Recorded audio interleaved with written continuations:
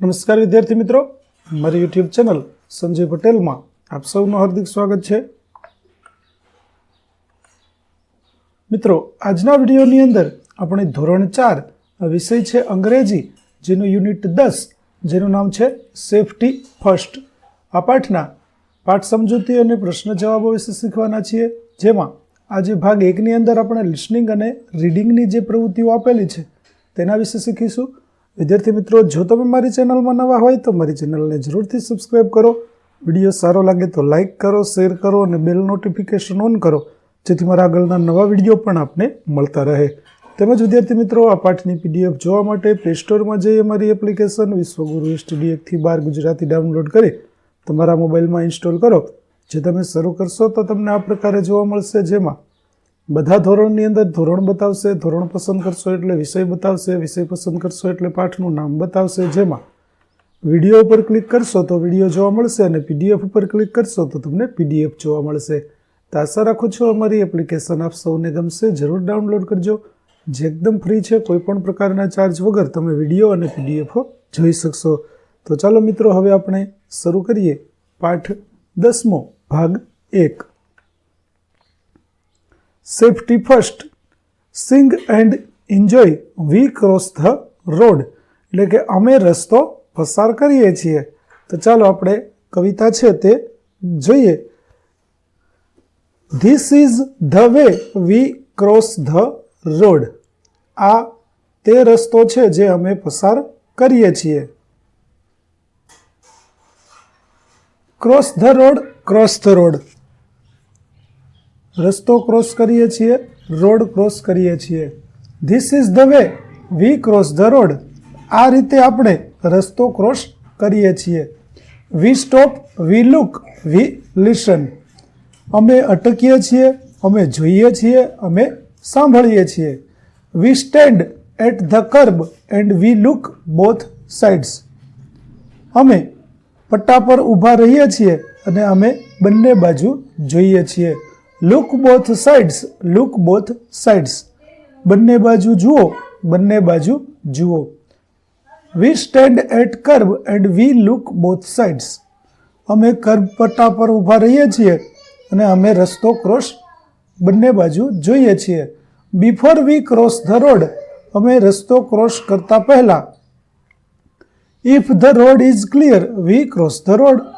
જો રસ્તો સાફ હોય તો અમે રસ્તો ક્રોસ કરીએ છીએ. Cross the road, cross the road. રસ્તો સાફ પસાર કરો, રસ્તો પસાર કરો. If the road is clear we cross the road. જો રસ્તો સાફ હોય તો અમે રોડ ક્રોસ કરીએ છીએ. We follow the green cross road. અમે લીલી લાઇટને અનુસરીએ અને પછી રસ્તો પસાર કરીએ છીએ. તો વિદ્યાર્થી મિત્રો, તમને તમારા શિક્ષક આ રાઇમ્સ અભિનય સાથે ગવડાવશે અને તમારે તે ગાવાની છે અને મજા કરજો. ચાલો આગળ જોઈએ. Fill in the blanks with correct option from the brackets. કૌંસમાંથી યોગ્ય શબ્દનો પસંદ કરી અને ખાલી જગ્યા પૂરો. પહેલું, look both side before crossing the road. એટલે કે બંને બાજુ જોયા પછી રસ્તો પસાર કરો. બીજું, if the road is clear we cross the road. જો રસ્તો ચોખ્ખો એટલે કે કોઈ વાહન ન આવતું હોય તો અમે રસ્તો ક્રોસ કરીએ. ત્રીજું, we stop, we look and we listen. અમે ઊભા રહીએ, અમે જોઈએ અને પછી અમે સાંભળીએ. Wear a helmet when you are riding a bicycle. જ્યારે તમે સાયકલ ચલાવો ત્યારે તમારે હેલ્મેટ પહેરવું જોઈએ. Stop your vehicle when the red light is on. તમારું વાહન અટકાવો જ્યારે લાલ લાઇટ શરૂ હોય. ત્યાર પછી લિસન ધ સ્ટોરી. ચાલો, ત્યાર પછી હવે એક આપણને વાર્તા આપી છે, તો ચાલો તે વાર્તા જોઈએ. વાર્તાનું નામ છે બ્લુ અમ્બ્રેલા. તો ધેર વોઝ અ વિલેજ. એક ગામ હતું. Binia lived in the village. Binia ગામમાં રહેતી હતી. She was poor. તે ગરીબ હતી. She loved her blue umbrella. તેણીને તેની વાદળી છત્રી ગમતી હતી. People of the village also loved her umbrella.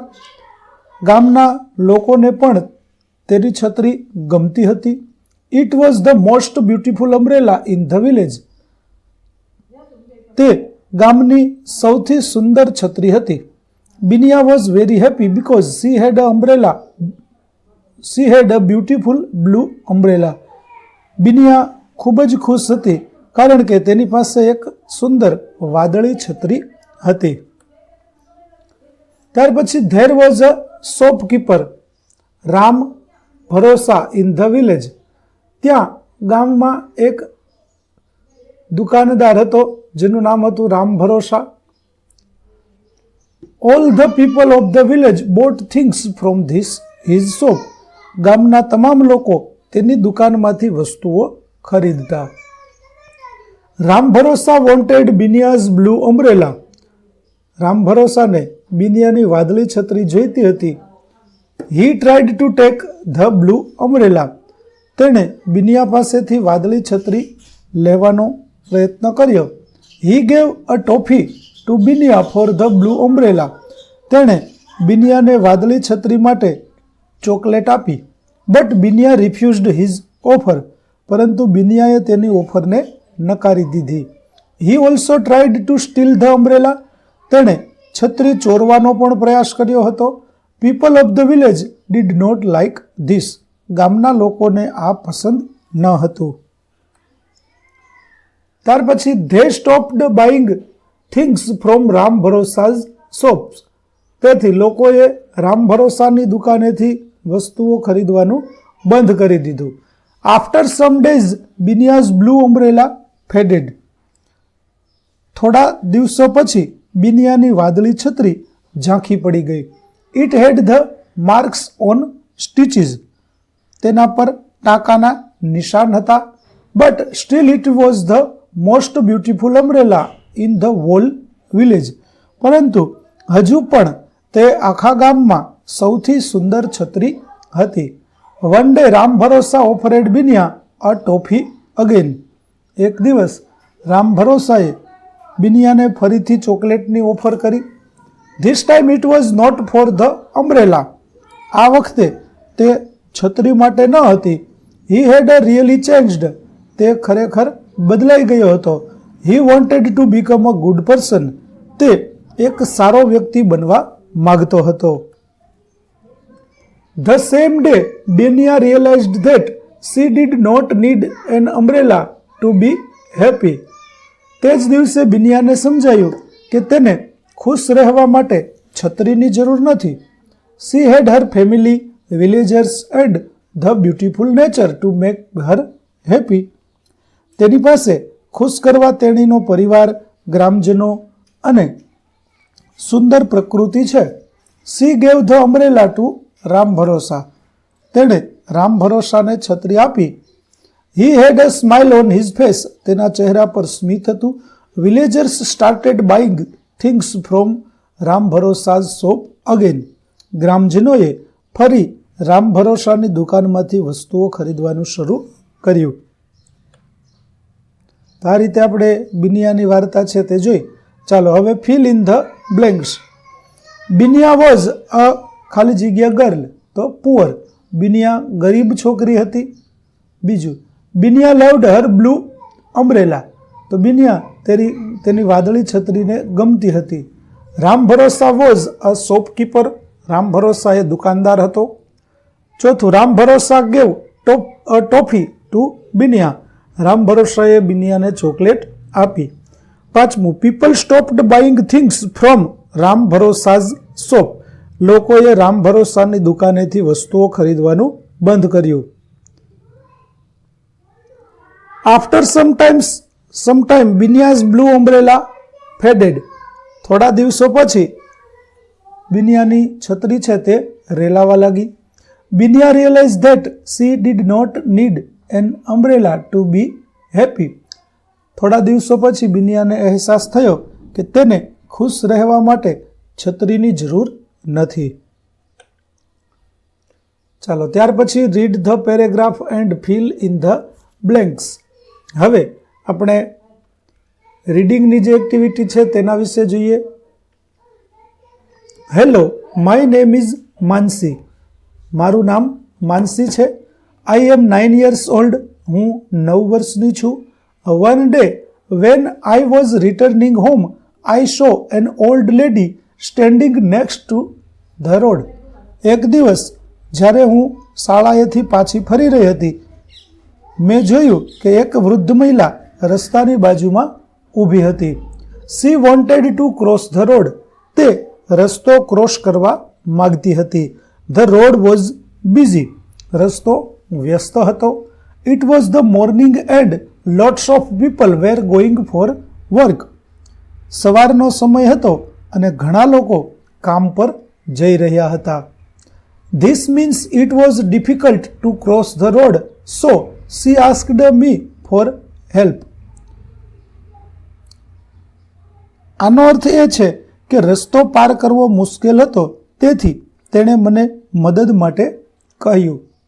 I helped her to reach the zebra crossing. મેં તેને ઝેબ્રા ક્રોસિંગ સુધી પહોંચવામાં મદદ કરી. Then we both crossed the road safely. પછી અમે બંનેએ સલામત રીતે રસ્તો ક્રોસ કર્યો. I was very happy because that day I helped an old lady. તે દિવસે હું ખૂબ જ ખુશ હતી કારણ કે મેં તે દિવસે એક વૃદ્ધ મહિલાને મદદ કરી હતી. She gave me blessing. તેણે મને આશીર્વાદ આપ્યા. બ્લેસિંગ એટલે આશીર્વાદ.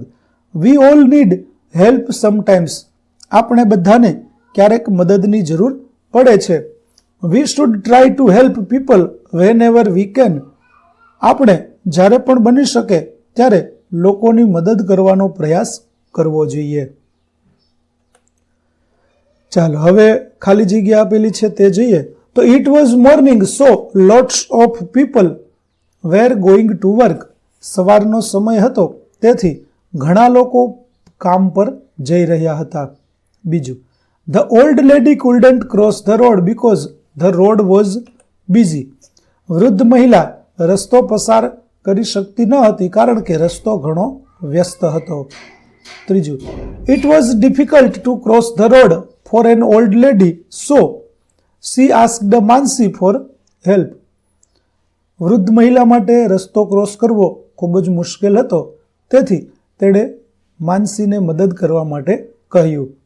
ચોથું, the girl was 9 years old. છોકરી 9 વર્ષની હતી. Mansi was very happy because she helped an old lady. Mansi ખુશ હતી કારણ કે તેણે એક વૃદ્ધ મહિલાને મદદ કરી હતી.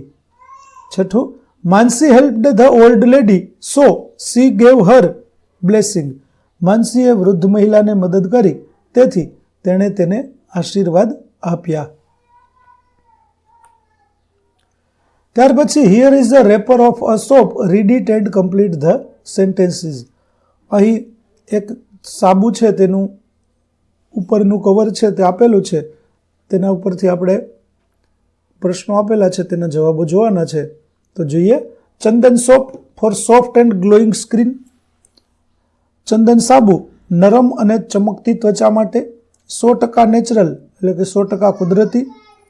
ઇન્ગ્રીડિયન્ટ એટલે કે ઘટકો તો કોકોનટ એટલે કે નાળિયેર, નેચરલ હર્બ્સ એટલે કુદરતી વનસ્પતિ, આલ્મોન્ડ્સ એટલે કે બદામ અને મિલ્ક એટલે દૂધ.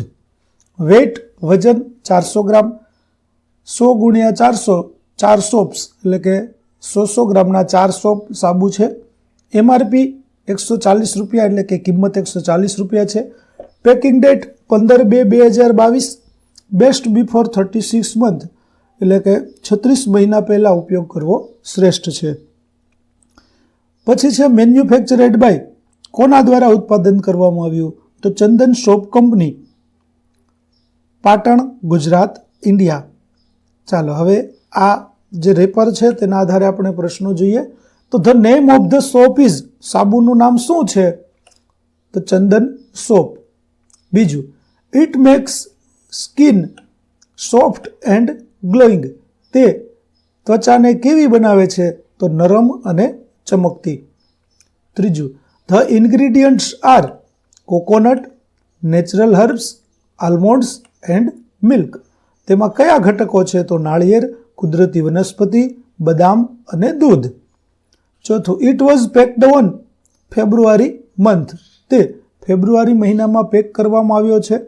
5મું, ઇટ્સ વેઇટ ઇઝ 100 ગ્રામ્સ. એક સાબુનો વજન 100 ગ્રામ છે. The piece of one soap is 35 rupees. એક સાબુની કિંમત 35 રૂપિયા થશે. It was manufactured at Patan. તે પાટણની અંદર ઉત્પાદિત કરવામાં આવ્યો છે. તો વિદ્યાર્થી મિત્રો, અહીં આપણું ધોરણ 4નો પાઠ 10નો ભાગ 1 છે તે પૂરો થાય છે. આગળના પાઠનો વિડીયો મેળવવા અમારી ચેનલને જરૂરથી સબસ્ક્રાઇબ કરો. તેમજ PDF જોવા માટે પ્લે સ્ટોરમાંથી અમારી એપ્લિકેશન વિશ્વગુરુ STD 1-12 ગુજરાતી ડાઉનલોડ કરી તમારા મોબાઈલમાં ઇન્સ્ટોલ કરો, જેમાં આપને ધોરણ 4 તમામ વિષયના સ્વાધ્યાય સોલ્યુશન, સ્વાધ્યાય પોથી સોલ્યુશનના વિડીયો અને PDF મળી રહેશે, જે એકદમ ફ્રી છે. કોઈપણ પ્રકારના ચાર્જ વગર તમે વિડીયો અને PDF જોઈ શકશો.